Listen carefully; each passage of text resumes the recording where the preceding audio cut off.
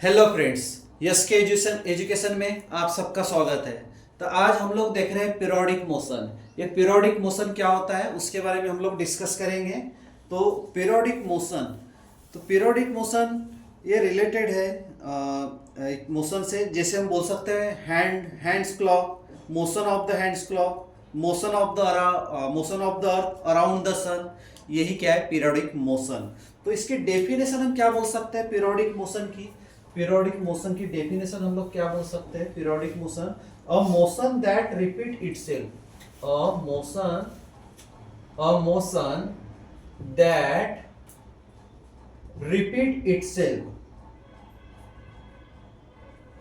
That repeat itself, a motion that repeat itself at definite interval of time, itself at definite interval of time, definite interval of time, definite interval of time is said to be periodic motion। इसको हम कहते हैं is said to be a periodic motion, a periodic motion। Example में जैसे motion of hand of clock, examples में हम लोग बोलते हैं motion of hand of clock,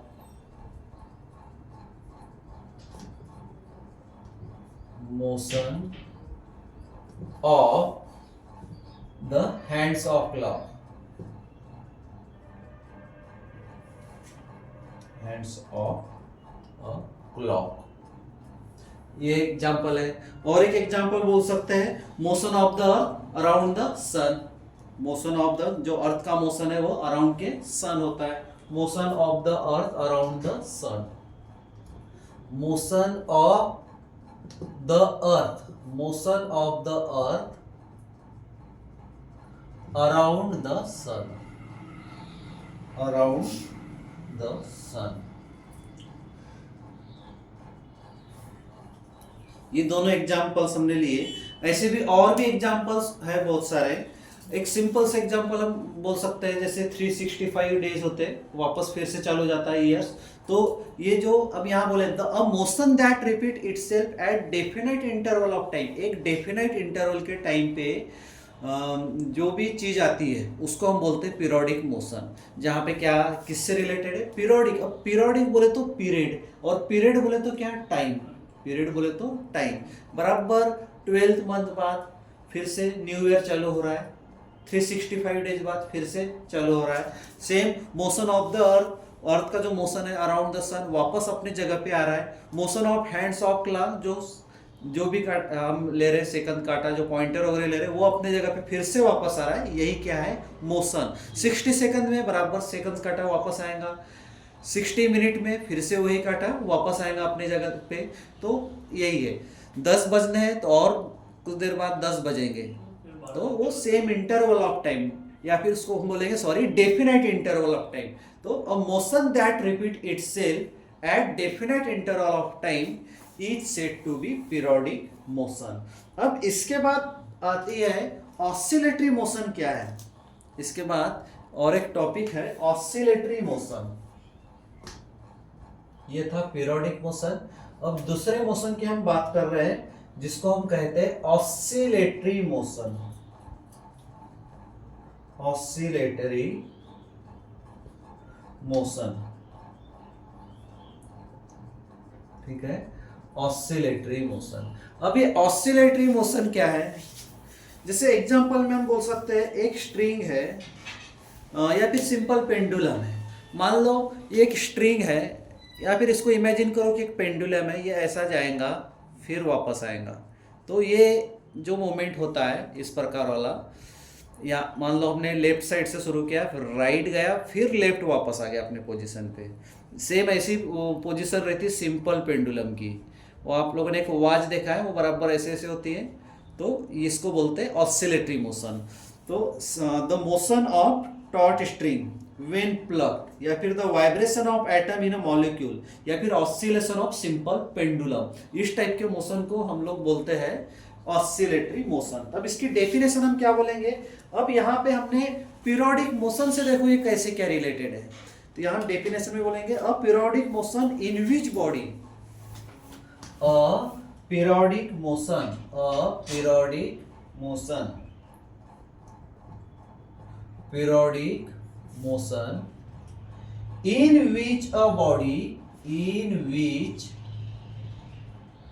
a body, a periodic motion in which a body move back, in which a body move back, अब बोले तो वापस आने वाला है, moves back and forth over the same path, and forth over the same path, and forth over the same path, वही same path से, कोई दूसरी पाथ नहीं, वही सेम पाथ से वो वापस आएगा। तो सेम पाथ, अब सेम पाथ तो रहेंगी, वो तो स्ट्रेट भी हो सकता है या फिर कर्व भी हो सकता है। स्ट्रेट और कर्व यहाँ बोल सकते हैं। स्ट्रेट, वो पाथ जो है वो स्ट्रेट भी हो सकती है या फिर कर्व भी हो सकती है। पाथ कर्व या स्ट्रेट दोनों हो सकती है। तो यहाँ हम बोल सकते हैं between alternate extreme, between alternate extreme, between alternate, between alternate extremes, between alternate extremes. तो ये होता है ऑसिलेटरी मोशन। ये क्या है? Oscillatory motion. इसी को बोलते हैं is said to be the oscillatory motion, is said to be an oscillatory motion, oscillatory motion. क्या कहा था? A periodic motion in which a body move back and forth over same path, straight और curve between alternate position. अब इसका meaning जैसे मान लो एक pendulum है, ये अटैच है, ये स्ट्रिंग को अटैच है एक बॉल, ठीक है। अब इसकी पोजीशन कैसी है? इसकी पोजीशन कैसी है? इस प्रकार। अब ये मान लो स्ट्रेट है, बट ये मोशन में है, ऑसिलेटरी मोशन में, ये इस प्रकार वर्क करेगा। अब इसका मतलब ये ऐसा जा रहा है, तो इस प्रकार कर्व। अब देखो दो extreme position, between extreme position, ये एक पोजीशन है, ये एक पोजीशन है। मान लो ये इधर से ऐसा चालू हुआ, ये ऐसे गया और वापस आ गया, तो ये होगी सेम पाथ। वो स्ट्रेट भी हो सकती है या कर्व भी हो सकता है। हम यहाँ पे पेंडुलम की अगर बात करते हैं तो ये कर्व पाथ है, ये दिख ही रहा है, ये कौन सी पाथ है? कर्व पाथ है। और ये दो पोजीशन हो गई। तो स्ट्रेट और curve between alternate extreme is said to be oscillatory motion. ये होता है ऑसिलेटरी मोशन। तो इस पर से ही आपको समझ में आ गया होगा इसका एग्जाम्पल क्या है। सिंपल पेंडुलम, एक एग्जाम्पल तो हमको यही दिख रहा है। क्या है एग्जाम्पल में? Simple pendulum, simple pendulum. तो oscillation of a simple pendulum, simple pendulum में कौन सा मोशन रहता है? Oscillation, oscillation of a simple pendulum. और क्या हो सकता है? Vibration of atom in molecules, molecules में वाइब्रेशन होते हैं, किसके? एटम्स के। तो vibration of the atom in molecules. दूसरा एग्जांपल हम बोल सकते हैं vibration of the atoms, vibration of the atoms, vibration of the atoms किसमें? मॉलिक्यूल्स में, इन a molecule, in a molecule, ठीक है। और एक एग्जांपल बोल सकते हैं motion of torch string, torch string when plugged, उसको जब हम प्लग करते हैं कोई भी स्ट्रिंग को, तो motion of torch string, the motion of a torch string, the motion of a taught string. कब बोलेंगे? जब उसको हम प्लग्ड करते हैं, व्हेन प्लग्ड।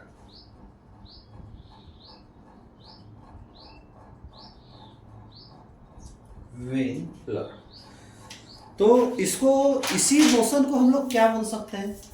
इसी मोशन को हम लोग बोल सकते हैं हार्मोनिक मोशन। अभी यहाँ पे देखो तीसरे एग्जांपल भी हमने बोल दिए, the motion of taut string when plugged. ऐसे किए उसको तो उसका वाइब्रेशन ऐसा चालू हो गया। तो अभी यहाँ मेरे पास कोई थ्रेड नहीं है।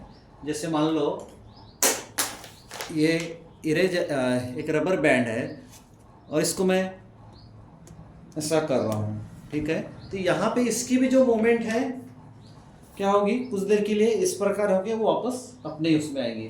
तो ऑसिलेटरी मोशन। तो प्लग कर रहा है तब हो रहा है, कब हो रहा है? जब हम उसको क्या कर रहे हैं? प्लग कर रहे हैं। तो अब इसको हम क्या बोल सकते हैं? Oscillatory motion of particle is also called as harmonic motion. तो यही ऑसिलेटरी मोशन ऑफ जो पार्टिकल का ऑसिलेटरी मोशन है, इसी को हम लोग क्या बोल सकते हैं? हार्मोनिक मोशन कह सकते हैं इसको। तो अब हार्मोनिक मोशन बोल सकते हैं कब? जब when its position, velocity and acceleration can be express in term of periodic और साइनोसाइडल वेव। साइनोसाइडल वेव बोले तो साइन वेव या फिर कोसाइन वेव। तो उस फॉर्म में आता है, फंक्शन एक टाइम के फंक्शन में आता है, फंक्शन ऑफ टाइम। तब इसको हम बोल सकते हैं हार्मोनिक मोशन। अब क्यों हार्मोनिक मोशन हम बोल रहे हैं? देखो जैसे हम इसको पेंडुलम को ऐसे छोड़ रहे हैं, ये बॉल ऐसे जा रहा है, फिर आ रहा है, ये अपने अब यहाँ पे क्या दिखा रहा है? स्पीड भी दिखा रहा है।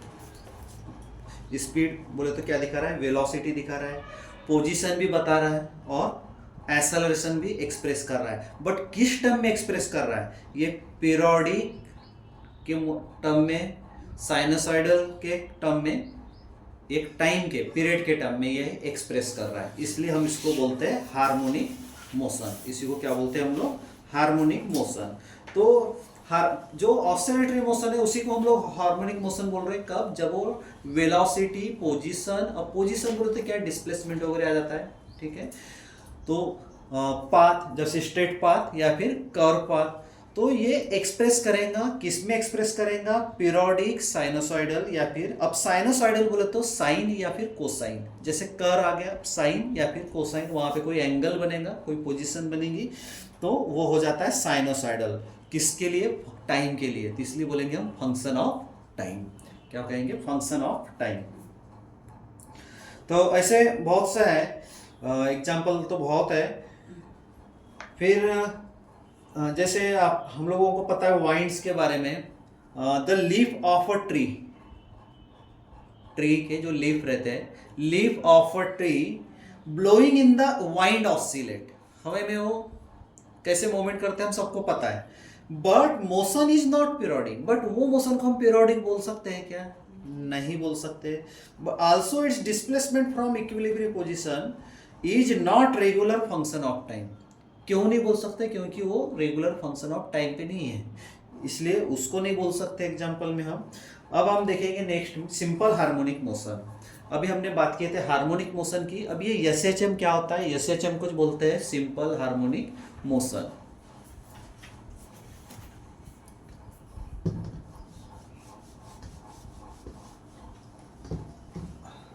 SHM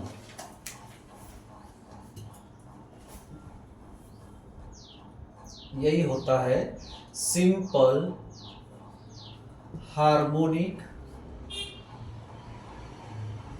motion. बहुत इंपॉर्टेंट टॉपिक है सिंपल हार्मोनिक मोशन। अब सिंपल हार्मोनिक मोशन क्या होता है? लीनियर सिंपल हार्मोनिक मोशन, ठीक है। इसको हम कह सकते हैं जहां पे लीनियर पीरियोडिक मोशन किसका? बॉडी का। Is in which a force is always directed towards the mean position of the body and its magnitude is proportional to the magnitude of displacement from the mean position। हो सकता है समझ में नहीं आया होगा, फिर भी मैं इसको और एक लैंग्वेज में बोलूँगा और एक अलग वर्ड में बोलेंगे हम इसको। लीनियर सिंपल हार्मोनिक मोशन हम बात कर रहे हैं। Linear simple harmonic motion. क्या होता है linear simple harmonic motion? Is defined as the linear periodic motion of a body. इसी को बोलेंगे इज डिफाइंड एज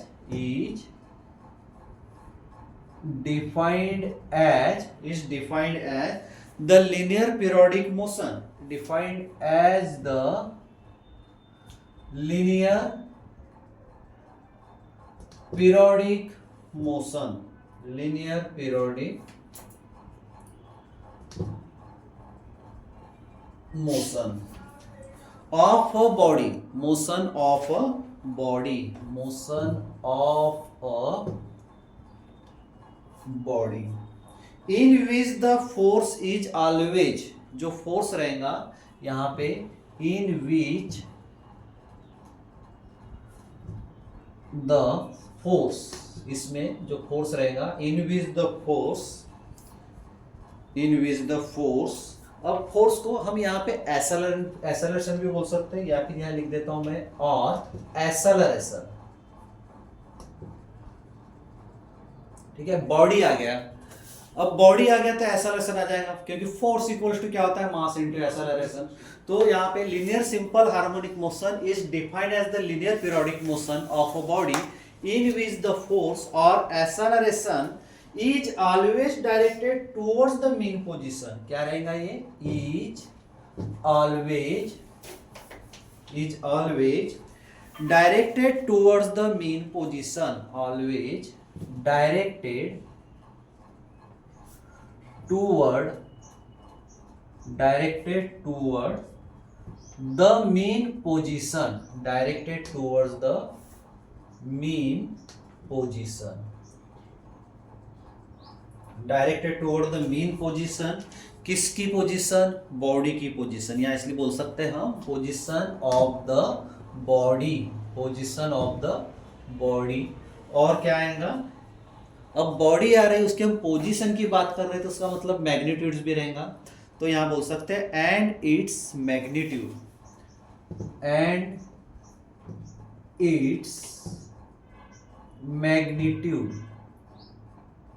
ठीक है, एंड इट्स मैग्नीट्यूड। ये क्या रहेगा, प्रोपोर्शनल रहेगा। किससे प्रोपोर्शनल रहेगा, डिस्प्लेसमेंट से। डिस्प्लेसमेंट कहां से रहेगा, उसके मीन पोजीशन से, फ्रॉम मीन पोजीशन। इसलिए हम यहां बोलेंगे always directed towards the mean position of the body and its magnitude. वो जो मैग्नीट्यूड है वो क्या रहेगा, प्रोपोर्शनल रहेगा, is proportional, is proportional to the magnitude, proportional to the magnitude। ठीक है, प्रोपोर्शनल टू द मैग्नीट्यूड। अब यहां तुम बोल रहे directed toward the mean position of the body and its magnitude is proportional to the magnitude. Magnitude से magnitude क्यों proportional रहेगा? तो यहां पे देखो, मैं मैग्नीट्यूड किसकी बात कर रहा हूं, डिस्टेंस। हम डिस्टेंस नहीं बोलेंगे, वेक्टर क्वांटिटी आ जाएगा। वेक्टर क्वांटिटी क्यों आएगा, क्योंकि ये मैग्नीट्यूड भी शो करेगा और डायरेक्शन भी शो करेगा, इसलिए कौन सी क्वांटिटी हो जाएंगी, वेक्टर क्वांटिटी। तो its magnitude is proportional to the magnitude of the displacement, magnitude of the displacement, magnitude of the displacement. Magnitude of the displacement कहां से, मीन पोजीशन से, इसलिए हमें लिखेंगे from mean position, from mean position, from mean position. ये होता है simple harmonic motion. यहां पे थोड़ा सा सेपरेशन दिखा देते हैं, नहीं तो ऑसिलेटरी मोशन की डेफिनेशन हो सकता है आप लोगों को डिस्टर्ब कर रही है। तो ये है, ठीक है, यहां तक है हम लोगों का। तो linear simple harmonic motion is defined as the linear periodic motion of a body in which the force और acceleration is always directed towards the mean position of body and its magnitude is proportional to the magnitude of the displacement from mean position. ये क्या होता है, simple harmonic motion. Simple harmonic motion, तो oscillatory motion से चाहे periodic motion के को हम बोलते थे हार्मोनिक मोशन, क्योंकि वो क्या कर रहा है, पोजीशन चेंज कर रहा है, किसके रिस्पेक्ट में, वेलोसिटी, पोजीशन, डिस्प्लेसमेंट के इसमें। तो यहाँ पे दोनों आ जाता है, डायरेक्शन भी आ जाता है, मैग्नीट्यूड भी आ जाता है। तो ठीक है, अभी हम इसको और एक वर्ड में इसको हम डिफाइन कर सकते हैं, लीनियर सिंपल हार्मोनिक मोशन को। तो यहां बोल सकते हैं particle is said to be execute linear SHM. अगर हम पार्टिकल की बात कर रहे हैं कोई, तो यहां पे मान लो मैं लिखता हूं a particle is said to be, is said to execute linear SHM. Particle is said to, particle को हम कब बोल सकते हैं, वो कब, execute linear SHM, execute linear SHM.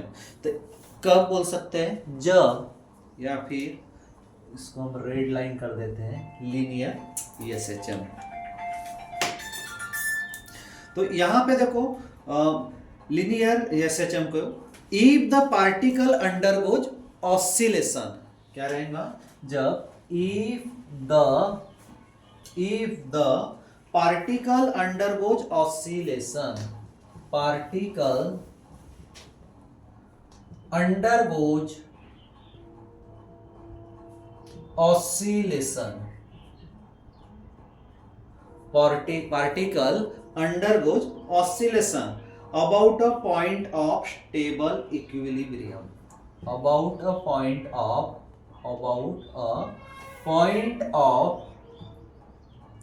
stable equilibrium,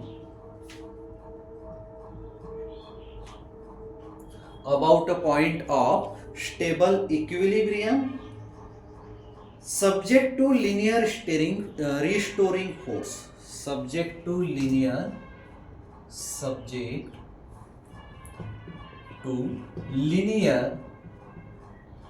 restoring force, subject to linear restoring force। ये क्या रहेगा, ऑलवेज डायरेक्टेड टूवर्ड्स, ये रहेगा always directed towards, always directed towards that point and whose magnitude, directed towards that point, directed towards that point and whose magnitude, इनका magnitude and whose magnitude, ये क्या रहेगा, proportional में रहेगा, ऊपर के डेफिनेशन में हमने लिखे हैं। तो whose magnitude is proportional to the magnitude of the displacement, whose magnitude is proportional to the magnitude of the displacement, to the magnitude of the displacement,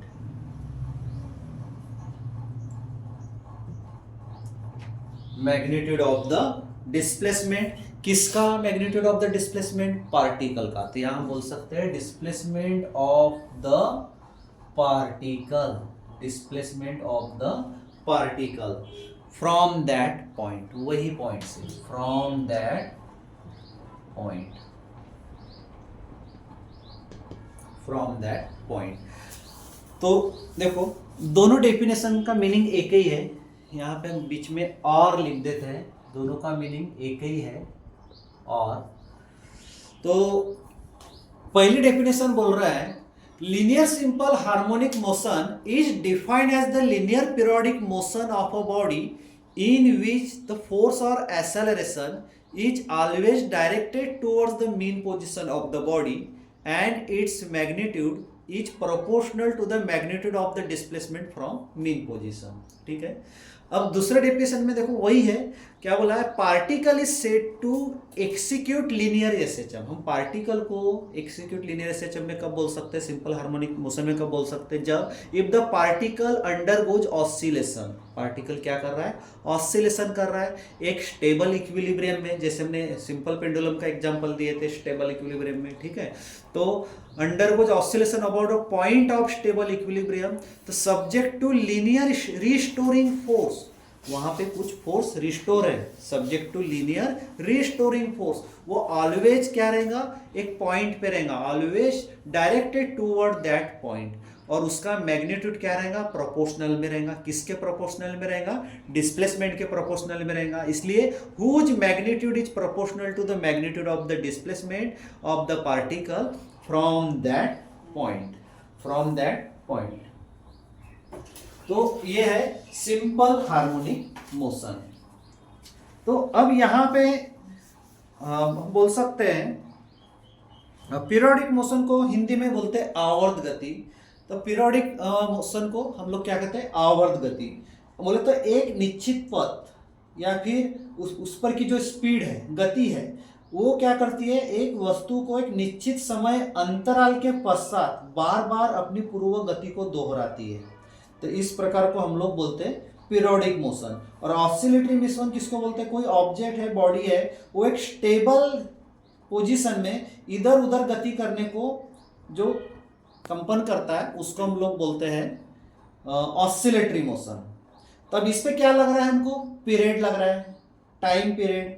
तो एक दोलन को, अब दोलन बोले तो पीरियड, एक पूरे इसको काय को बोलना चाहिए, मोशन को कंप्लीट करने के लिए जो समय लग रहा है उसको हम कहते हैं टाइम पीरियड, उसको कहते हैं टाइम पीरियड। तो अब यहाँ पे अभी हमने बोले थे ये क्या रहेगा, proportional to the magnitude of the displacement. तो यहाँ पे बोल सकते हैं मैग्नीट्यूड क्या रहेगा, डायरेक्टली प्रोपोर्शनल रहेगा, डायरेक्टली प्रोपोर्शनल रहेगा। तो यहाँ हम क्या बोल सकते हैं, यहाँ पे हम बोल सकते हैं इसके साथ साथ ये जो टाइम पीरियड है ये क्या रहेगा, टी इज प्रोपोर्शनल टू, ये भी बोल सकते हैं T is proportional to length. तो अब यहाँ पे देखो इसका मतलब है जब लेंथ बढ़ने पर टाइम भी बढ़ेगा।